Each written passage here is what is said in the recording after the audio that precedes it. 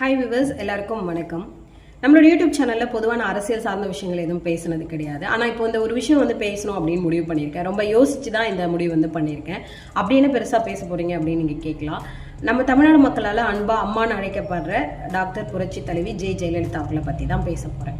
நம்ம எல்லாருக்குமே தெரியும், அவங்க ரொம்ப ஒரு ப்ரைவேட்டான ஒரு லைஃப் வாழ்ந்தாங்க அப்படின்னு சொல்லிட்டு. அவங்களுடைய கேம்பெயின்ஸ் ஆகட்டும், மீட்டிங்ஸ் ஆகட்டும், ஏன் அவங்க முதலமைச்சர் பதவி ஏற்கும்போது கூட தன்னை செல்வி ஜெயலலிதா அப்படின்னு தான் அவங்க அறிமுகப்படுத்திப்பாங்க. அந்த செல்வின்ற அந்த ஒரு வார்த்தையை அவங்க மக்களுடைய மத்தியில் அடிக்கடி ஆணித்தனமாக அதை அவங்க பதிய வச்சிருக்காங்க அப்படின்றத நம்மளால மறுக்கவே முடியாது.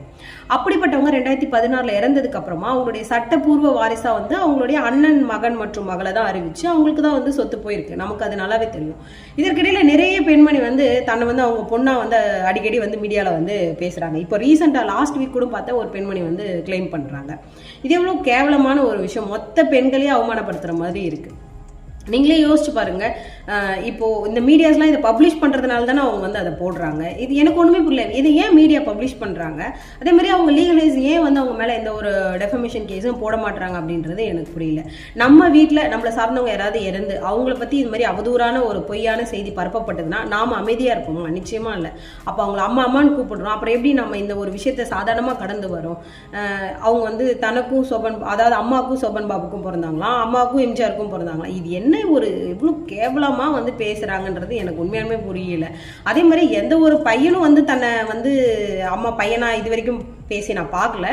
எல்லாமே பெண்கள் தான் வராங்க. மொத்த பெண்களையுமே அசிங்கப்படுத்துற மாதிரி இருக்கு. இது ஏன் மீடியாஸ் பப்ளிஷ் பண்றாங்க? பப்ளிஷ் பண்றதுனால தானே அவங்க அதை ரிப்பீட்டடா பண்ணிட்டு இருக்காங்க. அதே மாதிரியே இதை நம்ம ஒரு வியூவர்ஸா பார்த்துட்டு கடந்து போயிட்டுறதுனால தான் அதையும் பண்றாங்க. ஸோ நம்ம இந்த ஒரு விஷயத்த இது தவறு, இதை நம்ம நம்மளுடைய ஆட்சேபனையை தெரிவிக்கணும் அப்படின்றதுதான் என்னுடைய கருத்து. நிச்சயமா நீங்க ஒரு மீடியா பீப்புளா இருந்தீங்கன்னா இந்த மாதிரி தயவு செஞ்சு ஒரு விஷயத்த பப்ளிஷ் பண்ணாதீங்க. இது எவ்வளோ ஒரு கேவலமான ஒரு விஷயம். அதை சாதாரணமா சிரிச்ச மாதிரி பப்ளிஷ் பண்ணிட்டு நீங்க போயிடுறீங்க. அதே மாதிரி நீங்க அவங்க வியூவர்ஸாவோ ஃபாலோவர்ஸாவோ யாராவது இருந்தா கூட அதை ஒரு விஷயத்த சப்போர்ட் பண்ணாதீங்க. அதை பார்த்துட்டு கம்முன்னு போகாதீங்க. நம்ம பார்த்துட்டு அமைதியா போறதுனால தான் அதை அவங்க அதை ரிப்பீட்டடா பண்ணிட்டு இருக்காங்க. அதற்கான நம்ம எதிர்ப்பை தெரிவிச்சோம் அப்படின்னா கண்டிப்பா பணம் பண்ணுறாங்க. இது இந்த பதிவு என்னோட எதிர்ப்பை தெரிவிக்கிறதுக்கு தான் நான் போட்டிருக்கேனே தவிர வேற ஒரு விஷயமும் கிடையாது. நான் கண்டிப்பா எதிர்ப்பை தெரிவிக்கிறேன். இந்த மாதிரி தயவு செஞ்சு யாரும் பண்ணாதீங்க. இது உங்களை பெற்றவங்களையும் நீங்க அசிங்கப்படுத்துற மாதிரி இருக்கு. தயவு செஞ்சு அதை செய்யாதீங்க. நீங்க உங்களுடைய எதிர்ப்பை கண்டிப்பா தெரிவிங்க. என்னுடைய கருத்தை நீங்க ஒத்துக்கிறீங்க, ஏத்துக்கிறீங்க அப்படின்னா இந்த வீடியோஸ் நீங்க கண்டிப்பா ஷேர் பண்ணி விடுங்க. நன்றி, வணக்கம்.